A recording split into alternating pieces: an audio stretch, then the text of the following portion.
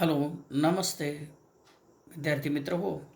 आज आपण इयत्ता 10वी मॅथमॅटिक्स पार्ट 1मधील चॅप्टर नंबर 4 फायनान्शियल प्लॅनिंग हे चॅप्टर अतिशय महत्त्वाचं चॅप्टर अशा दृष्टीनं की आपण जो टॅक्स भरतो, ज्याच्यावर गव्हर्नमेंट चालतं, टॅक्स कसा काढला जातो, घेतला जातो, कोणत्या वस्तूवर किती घेतला जातो, काय याच्याविषयी हे चॅप्टर अतिशय महत्त्वाचं आहे की जे आपल्याला आयुष्यभर फायद्याचं ठरणार आहे. तर टॅक्स कसा कट केला जातो आणि कोणत्या आधारावर कोणत्या वस्तूवर किती टॅक्स घेतला जातो आणि त्या टॅक्सचा वापर कसा होतो याच्याविषयी या चॅप्टरमध्ये सविस्तर माहिती दिलेली आहे. माझ्या माहितीप्रमाणे महाराष्ट्र हे पहिलं राज्य आहे की त्यांनी GST जे आहे याच्याविषयी एक प्रकरण आपल्या गणिताच्या पुस्तकामध्ये दिलं आहे. म्हणजे जे करंट नॉलेज आहे की जे आत्ता फायद्याचं आहे की ज्याची गरज आहे प्रत्येक नागरिकाला, असे हे चॅप्टर टाकलेलं आहे. तर व्यवस्थित समजून घ्या. नवीन आहे, मलाही नवीन आहे, तुम्हालाही नवीन आहे. म्हणजे आम्हाला ज्यावेळी नवीन आलं 2018 साली, त्यावेळीही हे नवीनच प्रकरण आपल्यामध्ये आलेलं आहे. त्याच्या अगोदर वेगवेगळ्या प्रकारचे टॅक्सेस असायचे. आता या चॅप्टरमध्ये आपण काय काय पाहणार आहे तर GST, त्यानंतर GST त्याचं इंट्रोडक्शन, GST काय आहे कसं आहे, त्यानंतर GST tax invoice, GST competition and ITC, shares mutual funds and SIP. तर याचा हा पुढचा भाग आहे, तो बऱ्यापैकी यावर्षीसाठी कमी केलेला आहे. तर आपल्याला जो यावर्षी परीक्षेला आहे तेवढंच आपण पाहणार आहे. तर ठीक आहे, पहा तुम्ही हे व्हिडिओ पाहताना तुम्ही सुरुवातीला पुस्तक जवळ घ्यायचे आणि त्या पुस्तकामध्ये 81 पेज नंबर काढायचा आहे. त्याच्यावर आपल्याला फायनान्शियल प्लॅनिंग हे चॅप्टर आहे. त्याच्यामध्ये सुरुवातीला दिले पहा, टीचर विचारतात, dear students, in our country which tax system is in practice for business. तर आपल्या देशामध्ये कोणती टॅक्सची पद्धत अवलंबली जाते व्यवसाय करताना किंवा काय. तर आयुष म्हणतो GST system is in practice, GST आकारला जातो. शिक्षक म्हणतात very good, what do you know about GST. तर आयन म्हणतो GST stands for goods and service tax. तर हे जे संभाषण आहे ते मी वाचत बसत नाही. आता पहा, GST म्हणजे काय. आता जे काही शॉर्ट फॉर्म आहेत त्याचे लॉंग फॉर्म काय आहेत तेवढंच मी सांगणार आहे. GST म्हणजे goods and service tax. Goods म्हणजे वस्तू. तुम्ही पहा, ट्रकवर लिहिलेलं असतं गुड्स कॅरियर. गुड्स म्हणजे वस्तू वाहून नेल्या जातात म्हणून त्याला गुड्स कॅरियर म्हणतात. गुड्स म्हणजे वस्तू आणि सर्व्हिस म्हणजे सेवा आणि टॅक्स म्हणजे कर. मराठीत याला म्हणायचं वस्तू आणि सेवा कर, GST, goods and service tax. पहा, लक्षात ठेवा, गुड्स अँड सर्व्हिस टॅक्स म्हणजे वस्तू आणि सेवा कर.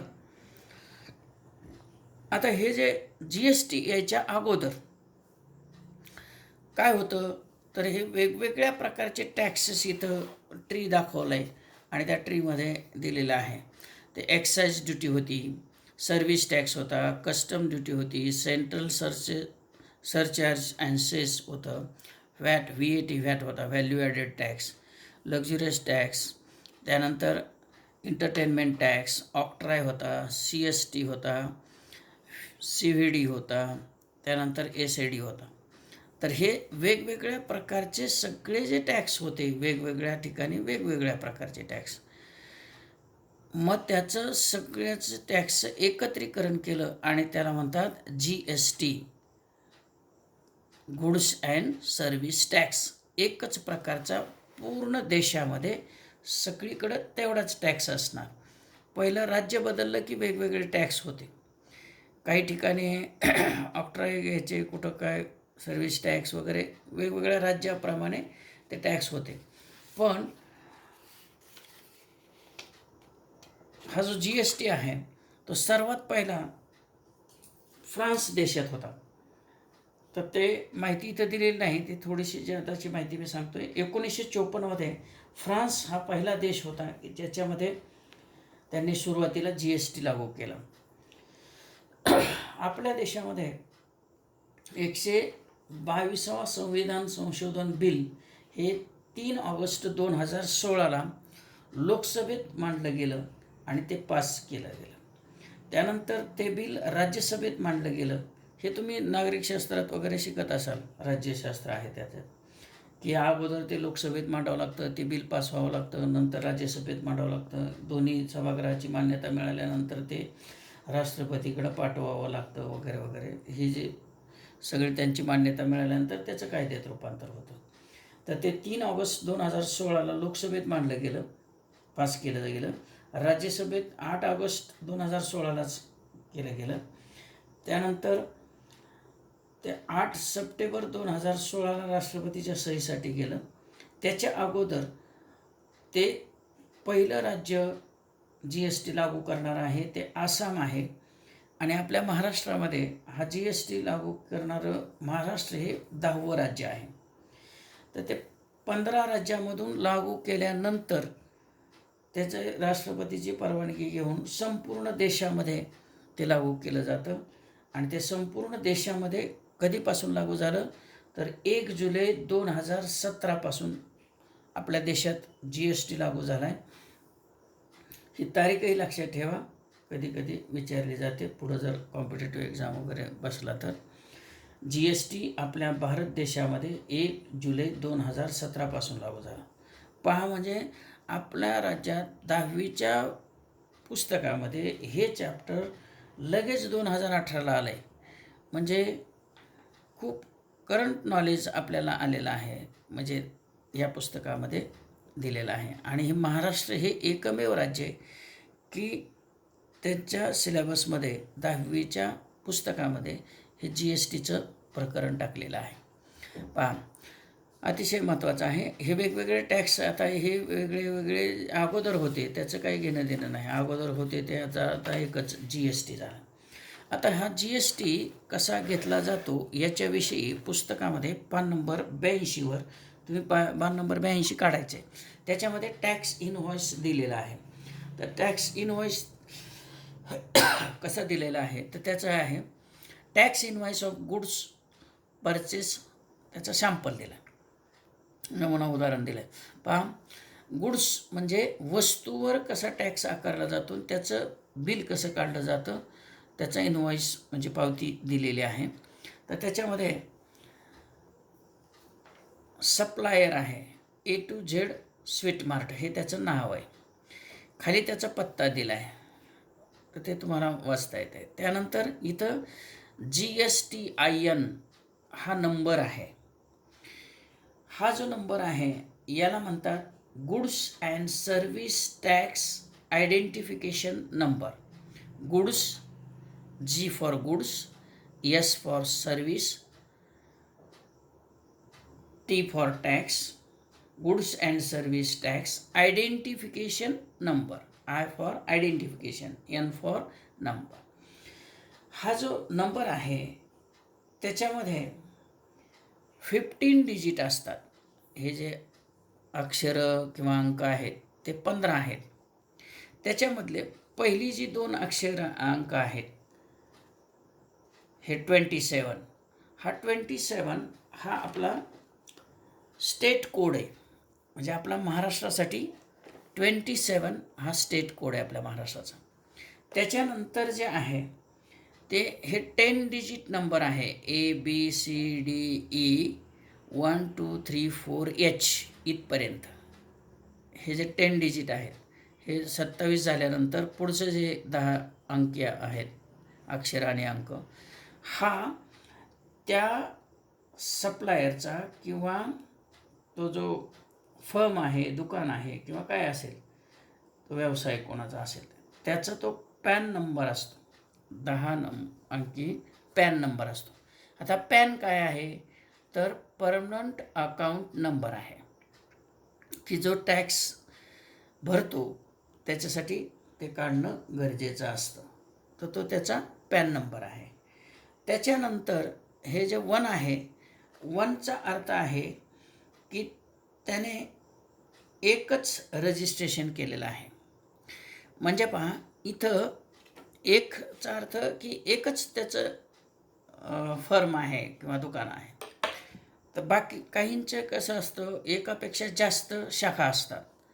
मग तिथं 1 2 3 4 असं लिहिलेलं असतं. 2 शाखा असेल तर 2 येणार, त्याचं दुसऱ्या शाखेला 2 येणार, पहिल्या शाखेला 1 येणार. तिसरी शाखा असेल तर त्याला 3 येणार, असं तिथं नंबर येतो. त्यानंतर पुढचा जो झेड आहे तो झेड हा जो नंबर आहे तो काय आहे तर युनिफॉर्म फॉर ऑल, म्हणजे सर्वांसाठी तो झेड नंबर आहे. कोणाचंही असलं तरी तिथं झेड हा असतो. त्यानंतर 5 जो आहे तो त्याला ते खाली दिलेले check sum digits confirms the validity of GSTIN when entered on GST portal. GST पोर्टलला टाकल्यानंतर त्याचा तो किती दिवसाचं त्याला मान्यता आहे काय आहे ते त्याच्यावर येतं ते. तर हा टोटल जो आहे तो 15 अंकी 15 डिजिट नंबर असतो, हे लक्षात घ्या. GSTIN goods and service tax identification number, हे लक्षात ठेवा. हे त्या बिलावर असलं पाहिजे. हे तुम्हाला बिल दिल्यानंतर या पद्धतीचंच बिल असलं पाहिजे, हे तुम्ही पाहायचं आहे. जर असं बिल नसेल तर तुम्ही तिथं कंप्लेंट करू शकता. त्यानंतर इनव्हॉइस नंबर, GST काय असेल तो इनव्हॉइस नंबर, त्याचा पावती नंबर असतो, तो इथं दिलेला आहे. आणि इनव्हॉइस डेट म्हणजे ज्या तारखेला तुम्ही ती खरेदी केलेली आहे त्याची ती डेट तिथं असते. आता पहा, इथं पहिले कॉलममध्ये आहे सिरियल नंबर. सिरियल नंबर म्हणजे किती वस्तू काय काय घेतले त्याचे 1 2 3 4 असं असते, 1 2 3 4. त्यानंतर HSN कोड. HSN याचा लॉंग फॉर्म आहे हार्मोनाइज सिस्टीम ऑफ नॉमेनक्लेचर. म्हणजे त्याच्यामध्ये ज्या वस्तू आहेत त्या वस्तूला, त्या दुकानातल्या वस्तूला त्याने नंबर दिलेले असतात आणि तो जो नंबर आहे त्याला HSN नंबर असं म्हणतात. मग तो नंबर टाकला की ऑटोमॅटिक त्याचं नाव येतं, कारण त्याच्या कॉम्प्युटरला ते फीड केलेलं असतं. हे जे नंबर आहेत ते या वस्तूला दिलेले असतात.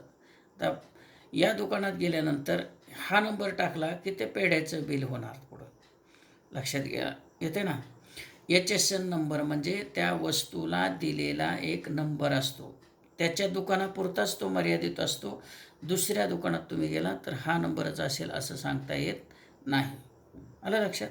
याला म्हणायचं HSN कोड. हा फक्त वस्तूंसाठी असतो.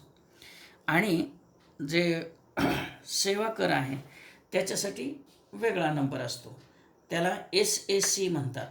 SAC म्हणजे service accounting code. Service accounting code SAC. तर त्याचं बिल पाहताना आपण पाहणार आहे. ह्याचं आपण पाहतोय गुड्सचं इनव्हॉइस पाहतोय. तिसऱ्या कॉलममध्ये आहे नेम ऑफ प्रॉडक्ट. मग पेढे आहे, चॉकलेट आहे, आईस्क्रीम आहे, ब्रेड आहे, बटर आहे. त्यानंतर ज्या काय वस्तू घेतल्यात त्याचे ते नावं येतील तिथं. त्यानंतर रेट, त्याचा जो रेट आहे त्यांच्या दुकानाचा जो ठरलेला असेल तो. तर इथं पेढ्याचा दर आहे ₹400 पर किलोग्रॅम. चॉकलेट आहे ₹80, त्याचं काय पॅकेट असेल ते. त्यानंतर आईस्क्रीम आहे ते ₹200 पर पॅक, एका पॅकमधला ₹200. त्यानंतर त्याचे ते प्रत्येकाचे हे रेट दिलेले आहेत त्या दुकानात. त्यानंतर क्वांटिटी, तर क्वांटिटी म्हणजे किती तुम्ही खरेदी केलं आहे ते आहे. मग पेढे इथं 500 ग्रॅम्स अर्धा किलो घेतले, चॉकलेट 1 बार घेतलं आहे, आईस्क्रीम 1 पॅक घेतलं आहे. हे जे किती तुम्ही क्वांटिटी घेतलेली आहे ती या क्वांटिटीमध्ये इथे येणार. त्यानंतर टॅक्सेबल अमाऊंट. टॅक्सेबल अमाऊंट म्हणजे त्याची या पद्धतीनं याची काय व्हॅल्यू होते ते दिलेलं आहे. आता हे 400 रुपयाला 1 किलो आहे, मग हे अर्धा किलो घेतलेले 500 ग्रॅम घेतले, मग त्याची किंमत किती होणार 200. इथं 80 रुपयाचा 1 बार घेतला आहे, मग 80 रुपये होणार. इथं 200 रुपयाचं 1 पॅक आहे, तर 1 पॅक हा 500 ग्रॅमचा घेतला आहे, म्हणजे इथं तो पॅकच 500 ग्रॅमचा आहे, त्याचे रेट आहे 200, मग हे 200 आले. त्यानंतर इथं 35 रुपयाचा 1 पॅक घेतले तर 35 रुपये आले. इथं पहा 500 रुपयाला 1 किलो आहे बटर, पण त्याने 250 ग्रॅमच घेतले, मग ते 500 रुपये किलोला असेल तर 250 ग्रॅमचे किती झाले 125. ही जी अमाऊंट आहे ती टॅक्सेबल अमाऊंट, म्हणजे या वस्तूची एवढं घेतल्यानंतर किती किंमत झाली ते इथं. त्यानंतर पुढं CGST आहे आणि दुसऱ्या पुढं SGST आहे. आता CGST म्हणजे GSTचे 2 प्रकार, निम्म निम्म असतं. टोटल GST असतो, त्याच्या हाफ CGST असतो आणि हाफ SGST असतो. तर हाफ CGST म्हणजे CGST म्हणजे central goods and service tax. Central म्हणजे केंद्र सरकारचं असतं, हे सेंट्रल गव्हर्नमेंटचं असतं. आणि SGST म्हणजे state goods and service tax, म्हणजे हे राज्य सरकारचं असतं. हा जो टॅक्स आहे, तुम्ही जो GST भरणार आहे त्यातला निम्मा GST हा केंद्र सरकारला जातो आणि निम्मा GST हा राज्य सरकारला जातो. जो केंद्र सरकारचा टॅक्स आहे त्याला CGST म्हणतात आणि जो राज्य सरकारचा टॅक्स आहे त्याला म्हणतात SGST.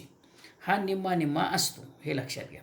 जेवढा CGST असतो तेवढाच SGST असतो. आता पहिला जो आयटम घेतला आहे आपण तो पेढ्याचा आहे, तर पेढ्यावर CGST आहे 2.5%. तर 2.5% हे 200च्या 2.5% काढायचं म्हटलं तर 200 इंटू 2.5 अपॉन 100 असं काढतात. हे 0 कॅन्सल, 0 कॅन्सल, आणि हे 2 into 2.5 that means 5.0, that is 5 rupees. हे असं हे 5 रुपीज आलेलं आहे, हे लक्षात घ्या. हे CGST पण 2.5%, SGST पण 2.5%, हे झाले पुन्हा 5 रुपीज. हे 200 रुपीज टॅक्सेबल अमाऊंट. हा tax CGST 5 rupees, SGST 5 rupees. ही जी टोटल आहे 5 + 5 10 + 200, ही जी टोटल अमाऊंट आहे ही तुम्हाला ती वस्तू घेताना द्यावी लागेल. म्हणजे पेढे जर तुम्ही अर्धा किलो घेतले तर पेढ्याचा जरी दर त्याचा छापील किंमत 200 रुपये असली, म्हणजे 400 रुपयाचे 200 रुपये अर्धा किलोचे, तरी तुम्हाला देताना 210 रुपये द्यावे लागतील, कारण हा CGST आणि SGST त्याच्यामध्ये लागू होणार. दुसरं आहे चॉकलेट. तर चॉकलेट हे 80 रुपयाला 1 बार आहे, तो 1 बार घेतला आहे 80 रुपये, पण त्याच्यावर टॅक्स आहे 14%. हा जो टॅक्स आहे CGST हा वेगवेगळ्या वस्तूवर वेगवेगळा आहे, त्याचा आपल्याला पुढं तक्ता दिलेला आहे. तर पहा इथं याचेच विश्लेषण इथं पुढच्या पानावर दिले 83 पेज नंबरवर. CGST at the rate of 2.5% is 5 rupees, आता आपण कॅल्क्युलेट केला. And SGST at the rate of 2.5%, ह्या जेवढा पर्सेंट आहे तेवढंच आहे आणि त्याचे 5 रुपीज असं दिलेलं आहे. त्यानंतर पुढं दिलं आहे it means that the rate of GST on पेढे इज 2.5 + 2.5 दॅट इज 5%. GST किती पर्सेंट आहे 5%, त्याचा हाफ 2.5% आणि दुसरा हाफ हा 2.5%. हा CGST असतो आणि हा SGST असतो. Has the total GST is ₹10. म्हणजे आपण राज्य सरकारला 5 रुपये देणार, केंद्र सरकारला 5 रुपये देणार. टोटल GST जो आहे तो ₹10 आहे. त्यानंतर चॉकलेट पहा, चॉकलेटचा rate of GST on chocolate is 28%. हे 14%, हे 14%. टोटल GST म्हटलं की टोटल घ्यायचा, CGST हाफ घ्यायचा, SGST हाफ घ्यायचा. मग हा 14%, हा 14%, आणि GST म्हटलं तर 28%. लक्षात आलं आहे? हे 2.5%, हे 2.5%. टोटल GST म्हटलं की 5% झालं. हे 28%. And hence the total GST is, मग टोटल GST इथे किती आला? हे 40%ने 11.20, इथं 11.20 म्हणजे ₹11.20 आहे. ₹11.20 आहे. टोटल किती झाले? ₹22.40. हा टोटल GST भरला चॉकलेटसाठी, हे लक्षात घ्या.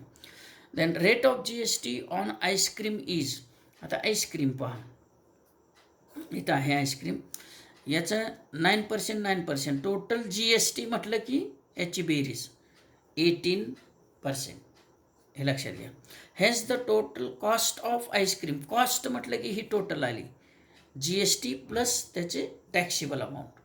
म्हणजे इथं 200च्या 9% 18 येणार, हे 18 येणार, 18 + 18 36 + 200 ही त्याची टोटल कॉस्ट झाली, ₹236.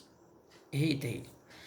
आता बटर जे आहे इथंच लास्टला दिले पहा. ऑन बटर CGST म्हणजे हा एवढा 6%, and SGST rate is also 6%. So GST rate on butter is 12%, double. लक्षात आलं? हे अतिशय सोपं आहे. त्याच्यानंतर हे बाकीचं दिलेलं ते तुम्ही वाचल्यानंतरही समजण्यासारखं आहे, काही अवघड नाही. GST हा टोटल असतो, त्याच्या हाफ CGST असतो, हाफ SGST असतो. CGST central goods and service tax, SGST state goods and service tax. हे तुम्ही लक्षात ठेवायचं आहे. आता हे झालं गुड्सच्या बाबतीत. आता आपल्याला दुसरं इनवॉइस पाहिजे आहे, tax invoice of service provided.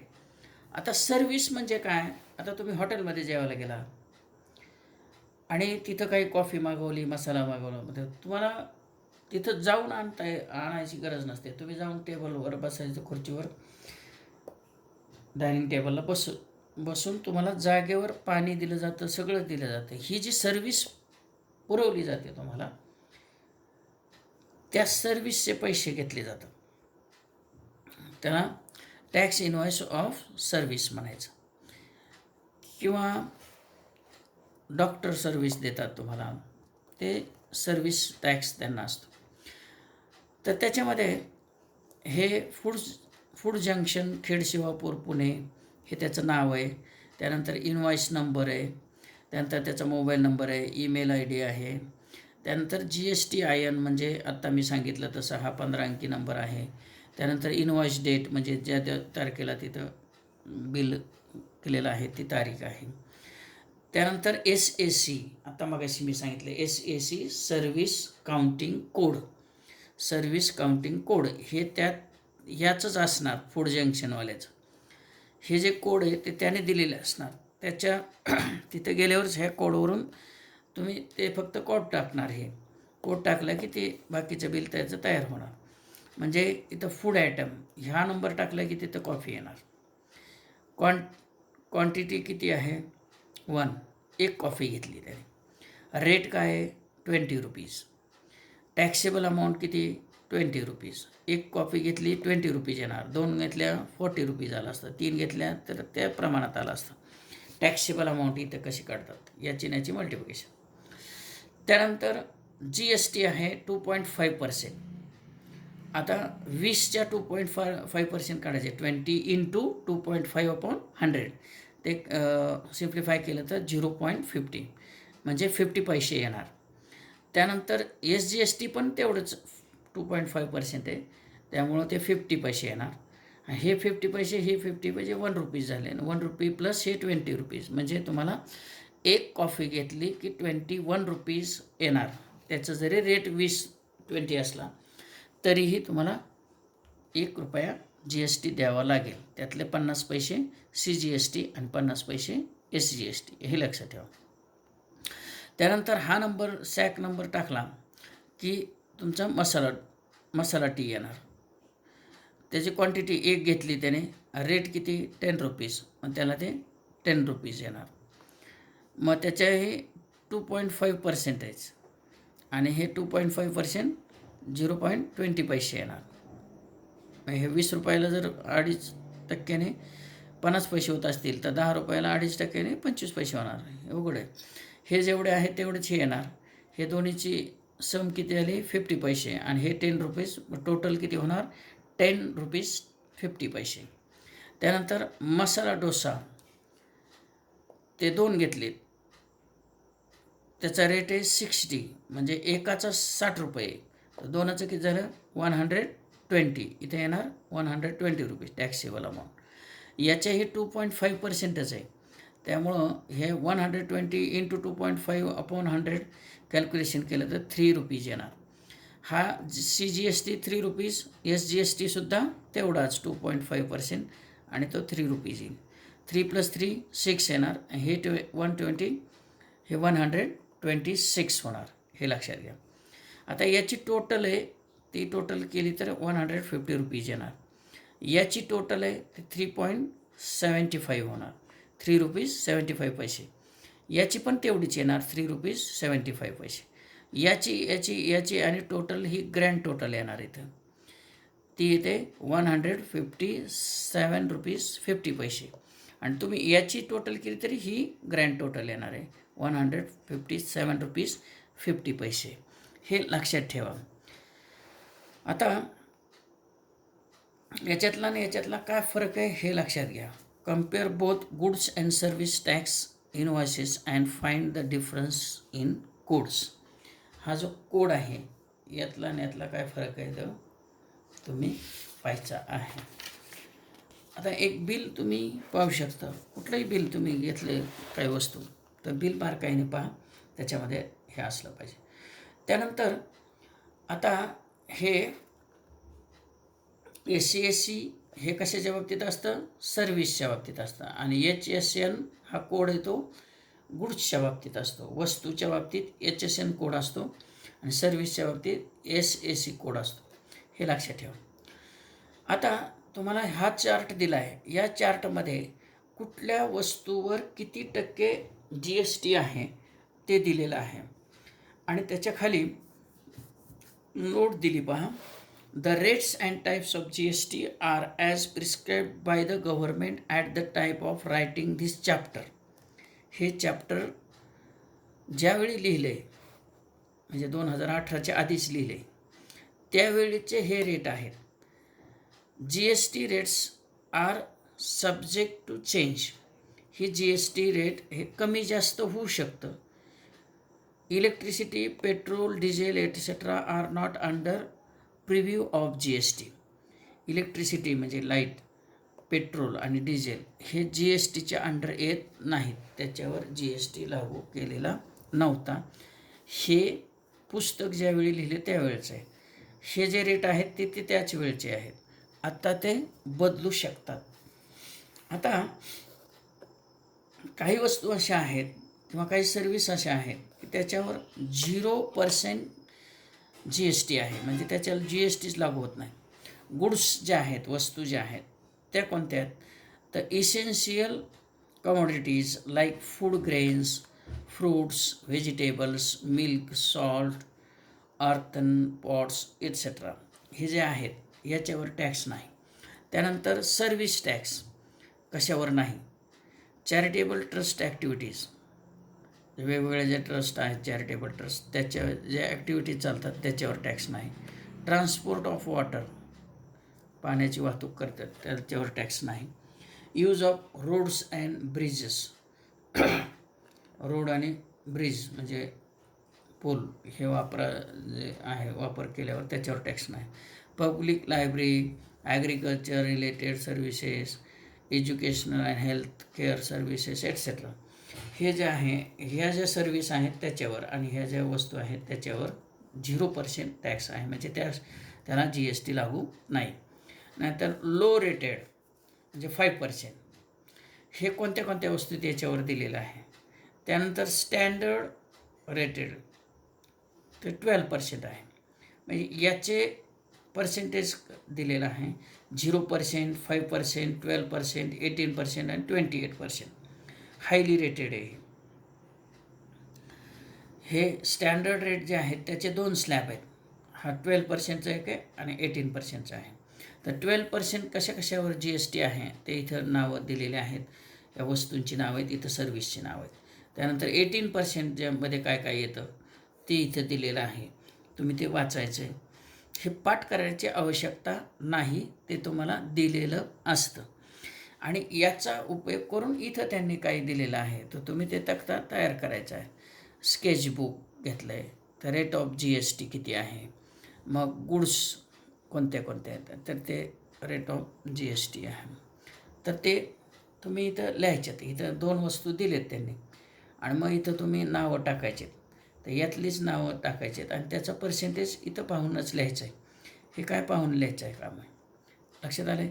Compass box, आता कंपास बॉक्स याच्यात कुठं आहे ते बघायचं आणि ते किती पर्सेंटमध्ये येतं आहे त्याचं पर्सेंटेज GSTचा रेट इथला जो पाहुणा आहे तो लिहायचा.